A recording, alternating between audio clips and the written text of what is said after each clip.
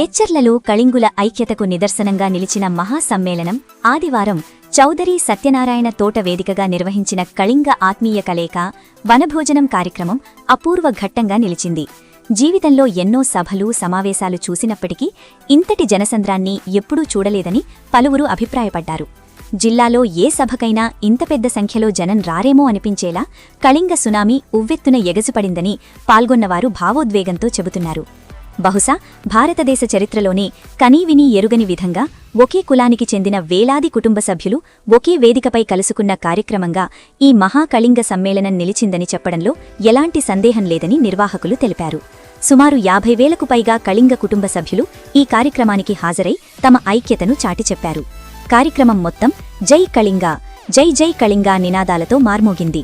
పల్లెలు, పట్టణాలు, నగరాల నుంచి తరలివచ్చిన కళింగ సోదర సోదరీమణులతో ఎచ్చర్ల పరిసర ప్రాంతాలు జనసంద్రంగా మారాయి.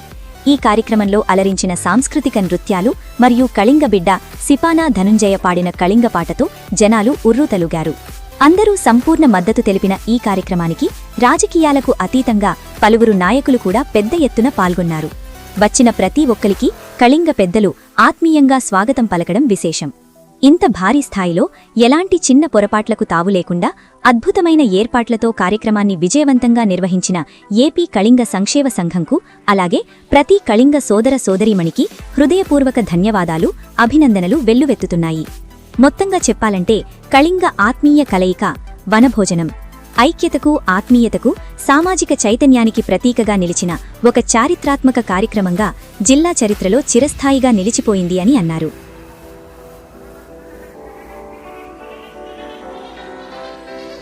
ప్రతి కాళింగ వ్యక్తికి కూడా చేరువయ్యేటట్టు చేయడానికి మీరందరూ సమ్మతమేనా? ఇంకా చివరి పాయింట్ వెల్ఫేర్. ఇక్కడ ఉన్న ప్రతి ఒక్కరు వాళ్ళ గుండె చేసి చెప్పండి. ఈరోజు బీసీఏ రిజర్వేషన్, ఈవేళ బీసీఏ రిజర్వేషన్.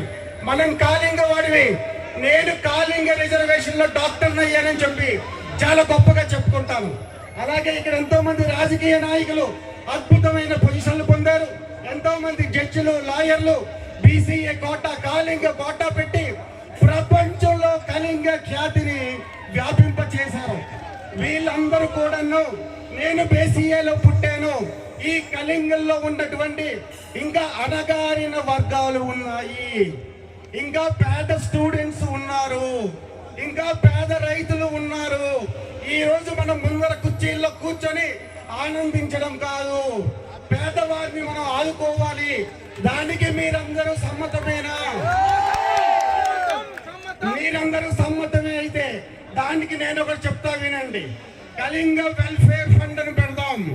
కాళింగ రిజర్వేషన్ లో ఎవరైతే పెద్దవాళ్ళు అయ్యారో, ప్రొఫెసర్స్ అయ్యారో, డాక్టర్స్ అయ్యారో, లాయర్లు అయ్యారో, టీచర్లు అయ్యారో, పోలీసులు అయ్యారో, ఎవరు కాళింగ రిజర్వేషన్ తో పెద్దవాళ్ళు అయ్యారో అయిపోయింది.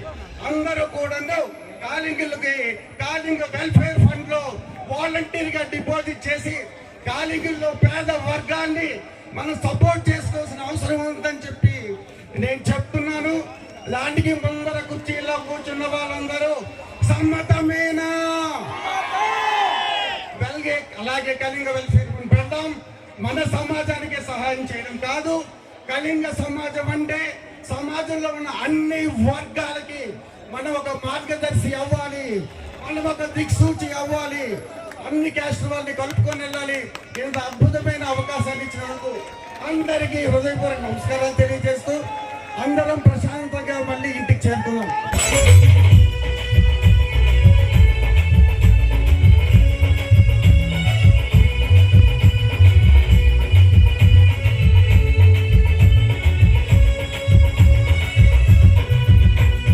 ఒరిస్సా నుండి ఉత్తరాంధ్ర వరకు విస్తరించి ఉన్న మన